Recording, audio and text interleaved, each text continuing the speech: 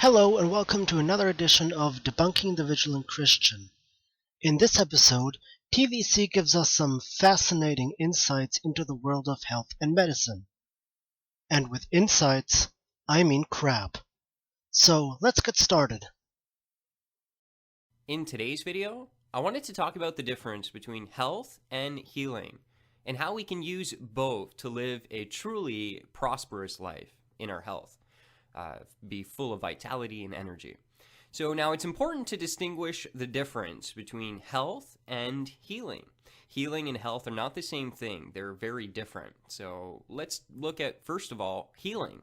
Now, healing comes from God. It is a supernatural thing that occurs in a person's life. This is when a person goes to a doctor and they're told, you have 3 months to live. They're, go say your goodbyes. And then all of a sudden comes back completely healed, and the doctors don't have an idea how it happened. That is because there is a supernatural healing that has taken place in the individual's life that surpasses our natural understanding of reality.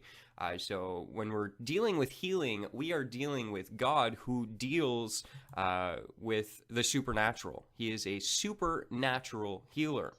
So God gave Stephen Hawking, a guy the doctor said would only have 2 more years to live, an ample amount of time, even though said Stephen would then use that time to relegate God behind the Big Bang. Is that consistent with your speculation?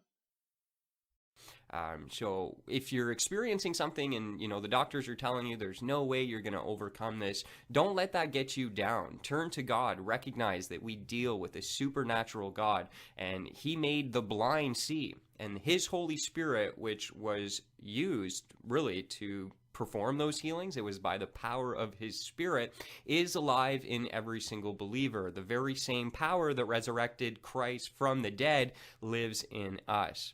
So we now have authority in the demonic realm, because even in the Bible we see that sometimes when people had medical issues, there was a demonic aspect to it. So we have authority over those spirits and those ailments and diseases.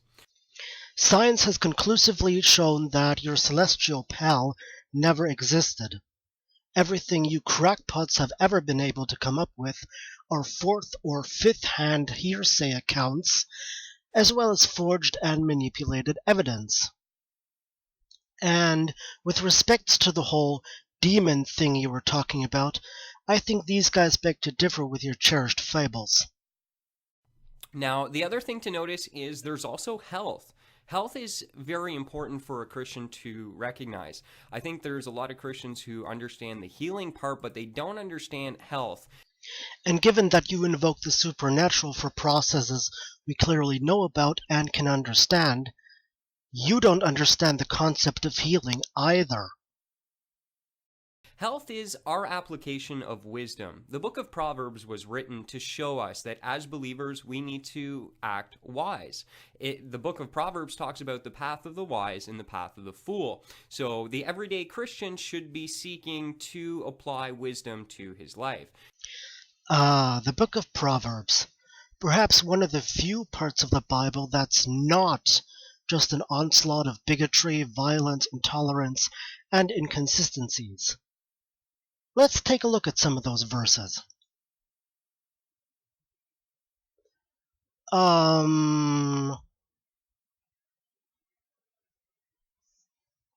Interesting. See, even your own book of fables tells you to shut the fuck up and consider the evidence laid before you every once in a while. Now, we can look at certain things in our scientific community that has discovered... Whoa! Hold it right there, TVC.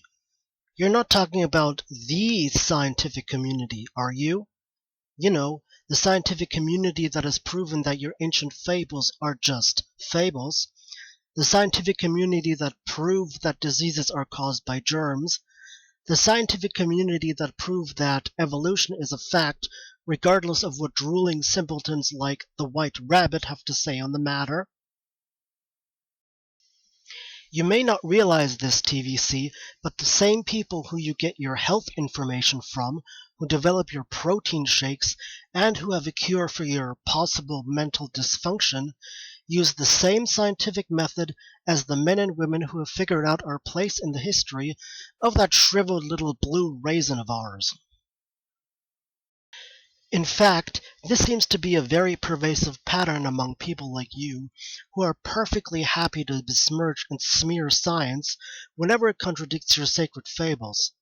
But as soon as scientists invent or develop something that actually benefits you in some slimy and sneaky way or another, you gladly accept it at the drop of a hat, no questions asked.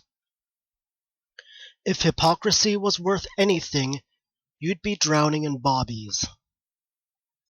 The health principle is basically you will reap what you sow. You eat apples, fruits, non-genetically modified organic food, your body will resonate. It will be healthy.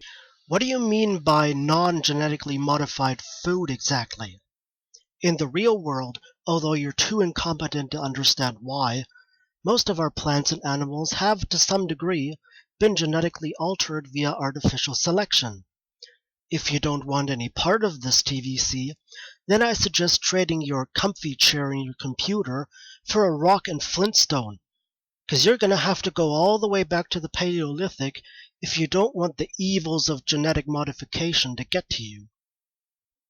You eat unhealthy foods, which science and wisdom prove is not good, and you consume those regularly, there's going to be some consequences. You will reap what you sow. What you sow into your body, you will reap. Whether it's sowing unhealthy or healthy, you will reap a harvest of either health, vitality, energy, or the opposite, unhealthiness, disease, stress, etc. Well then what about Helmut Schmidt, one of our former chancellors? He probably smoked a cigarette every day in his life so far, and at the time of making this video, he's still alive. In fact, it's really hard to find a clip from one of his many interviews he's done over the years where he's not holding a cigarette in his hand. So there's two different principles. There's the health principle, and well, this one's not much of a principle. It's just kind of God doing his amazing thing by his grace and mercy on us, undeserving, fallen, wretched world.